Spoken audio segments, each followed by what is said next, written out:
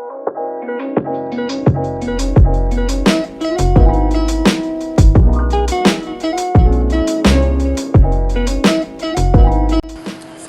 warahmatullahi wabarakatuh. Halo semuanya, perkenalkan kami dari kelompok 2. Di sini kami ingin melakukan presentasi mengenai teori Johari Windows.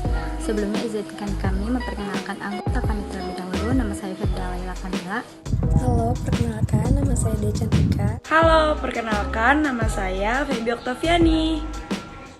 Halo, perkenalkan nama saya Gita Listia Yuningtyas. Pengenalan teori Johari Windows. Isi teori ini yang pertama menjelaskan hubungan antara konsep diri dengan membuka diri. Kedua, menguapkan tentang tingkat keterbukaan dan tingkat kesadaran diri kita. Johari singkatan dari Joseph Loof dan Harry Hingham sebagai penemu dari teori ini. Johari Windows menggambarkan bahwa manusia terdiri dari 4 diri, yaitu open self, blind self, hidden self, dan unknown self. Jendela pertama ada open self atau wilayah terbuka.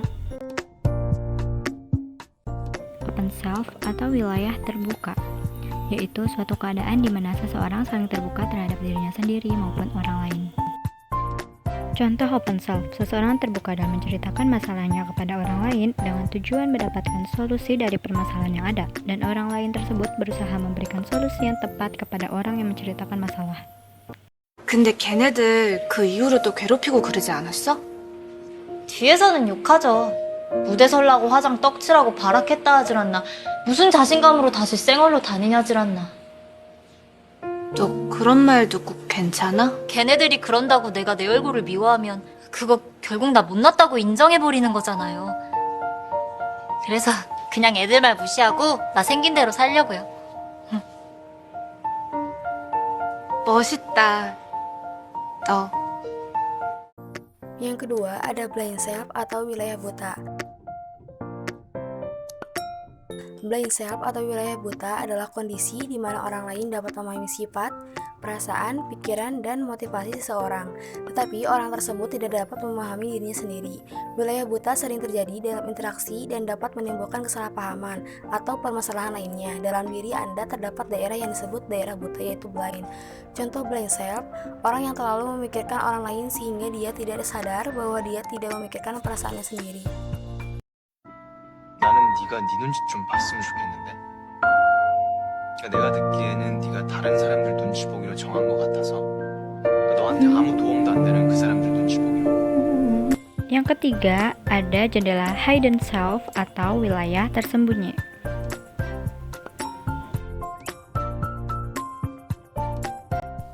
Hidden self atau wilayah tersembunyi, keadaan di mana seseorang memiliki kemampuan untuk menyembunyikan atau merahasiakan sebagian hal yang dianggap tidak perlu untuk dipublikasikan kepada orang lain.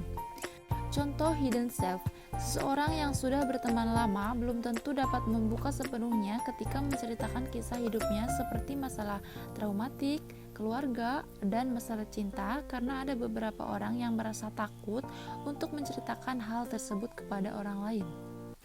Hai Nabila, kenapa kamu menangis? Tidak apa-apa, aku sedang sedih. Ya kenapa? Cerita saja padaku. Aku tidak bisa menceritakan masalah ini. Yang keempat ada jendela unknown self atau wilayah tak dikenal.